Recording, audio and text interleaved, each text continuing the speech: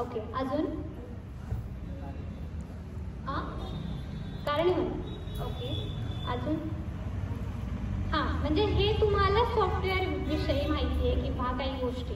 बघा, इव्हेंट लाईनमध्ये ना आपण जेव्हा एखादा इव्हेंट करतो त्यासाठी काय काय बेसिक गोष्टी लागतात. म्हणजे बघा, तुम्ही जर एखादा इव्हेंट घेताय तर त्याच्यामध्ये आपण एखादा सेटअप बनवतोय. कधी कधी काय असतं की फ्लेक्सिंगमध्ये पण असतो तो सेटअप, किंवा फ्लावर्समध्ये पण असतो, किंवा तो एकत्र मिळून पण असतो.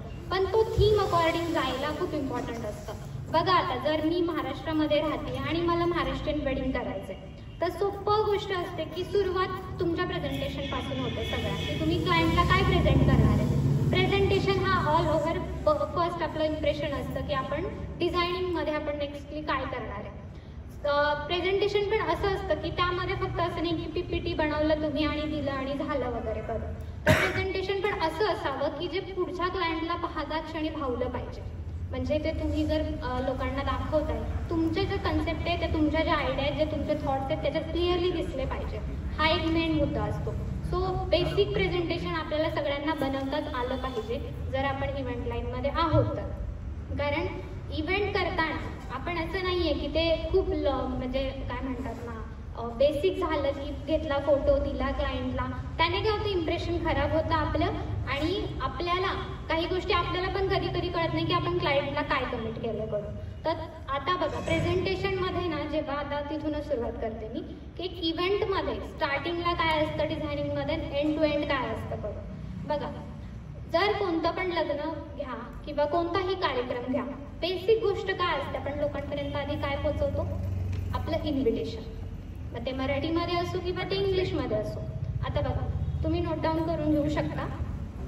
इन्व्हिटेशनमध्ये एक तर असतं आपले जे पत्रिका वगैरे आपण बनवतो, आणि एक असतं ई-इन्व्हाइट, जे की आजकाल चालू आहे. आपण व्हॉट्सअपला पत्रिका पाठवून देतो, त्याला म्हणतात ई-इन्व्हाइट्स. मग ते मराठीमध्ये पण असतात, एनी लँग्वेजमध्ये असतात, त्याचा काही इश्यू नाही. मग ते डिपेंड करतं की तुमचा क्लायंट कोणता आहे पुढचा, आपण त्या हिशोबाने आपण देतो. आणि हे सगळं करत असताना सगळ्यात महत्त्वाचं म्हणजे मॅनेज करायला जमलं पाहिजे आपल्याला डिझायनिंग टीम. हे खूप इम्पॉर्टंट आहे. कारण जर तुम्ही तुमची डिझायनिंग टीमच मॅनेज नाही करू शकत आहे आणि तुम्हाला त्या गोष्टीबाबत काहीच नॉलेज नाही आहे, तर पुढे आपण क्लायंटला नाही सांगू शकत की ह्या गोष्टी असू शकतात याच्यामध्ये पण. तर इन्व्हिटेशनमध्ये मी सांगितलं तुम्हाला हा एक प्रकार असतो. तर आजकाल असं पण निघालं आहे की व्हिडिओ इन्व्हिटेशन पण असतात. हे तुम्ही पण पाहिलेलं असतील कोणाच्या ना कोणाच्या लग्नामध्ये, किंवा तुम्हाला पण आलं असेल ते व्हॉट्सअपवरती. मग हे कोण बनवतं, हे पण डिझायनर्स रेडी करतात. आणि त्याचसोबत हे करून कोण घेणार असतो, हा असतो इव्हेंट प्लॅनर. ते आपल्या थ्रू जातं सगळ्या गोष्टी, का तर आपण क्लायंटला कमिट केलेलं असतं की आम्ही एक वेडिंग फुल ऑन तुमचं मॅनेज करत आहोत. समजलं? तर याच्यासोबत व्हिडिओ इन्व्हिटेशनमध्ये पण बऱ्याच प्रकार आजकाल आहेत. म्हणजे तुम्ही फक्त आता जे पाहिलं असेल, मला नाही माहिती कदाचित तुम्ही कितीपर्यंत पाहिलं, पण तुम्ही व्हिडिओ इन्व्हिटेशनमध्ये असं बेसिक आपलं सगळं फोटो अँड ऑल ह्या सगळ्या गोष्टी असतात. पण याच्या पलीकडेही भरपूर काही असतं. म्हणजे जर मी स्वतः आहे तर मला स्वतःच्या लग्नाची तयारी करायची, तर मी ॲज अ क्लायंट तुम्हाला काय डिमांड करते. म्हणजे मी असं पण म्हणू शकते की मला आमच्या दोघांचे कॅरिकेचर्स पाहिजे. कॅरिकेचर्स म्हणजे काय, की एक कार्टून टाईपमध्ये त्या आउटफिटमध्ये आम्ही दोघं जण उभे. म्हणजे लोकांना सर्टन आयडिया येते की त्यांच्या लग्नाची थीम काय असणार आहे करून.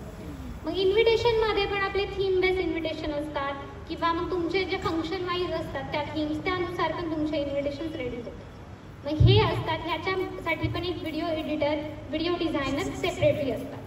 तुमचे जे ग्राफिक डिझायनर ते पण ते करतात. म्हणजे प्रत्येकासाठी एक कोर असतं, प्रत्येकाची एक एक स्पेशालिटी असते, त्यानुसार आपल्याला त्या गोष्टी हँडल करायला जमल्या पाहिजे. आता हे इथपर्यंत आलं, आपण प्रेझेंटेशनमध्ये होतो बरोबर. त्यामध्ये आपण क्लायंटला देताना इन्व्हिटेशन दिलं. मग हे 2-3 प्रकार झाले इन्व्हिटेशनचे बरोबर. आता तुमचं इन्व्हिटेशन जे मी म्हटलं की एक पत्रिका असते ती आपण सगळ्यांना सर्क्युलेट करतो. याच्यामध्ये पण एक दुसरा प्रकार असतो. त्याच्यात पण असं असतं की सगळ्या फंक्शन वाईज डिटेलमध्ये सगळं दिलेलं असतं. प्रत्येक पेज, कधी कधी 8 पेजेसचे इन्व्हिटेशन असू शकतात. पण हे कधी, जेव्हा तुम्ही क्लायंटनी तुम्हाला रिक्वायरमेंट केली तेव्हा. पण आपलं काम काय, आपण सजेशन देणे. कारण हा सगळ्यात महत्त्वाचा फॅक्टर आहे. तिथून तुमच्या इम्प्रेशनची सुरुवात होते की तुम्ही किती लेवलपर्यंत त्यासाठी तयार आहात.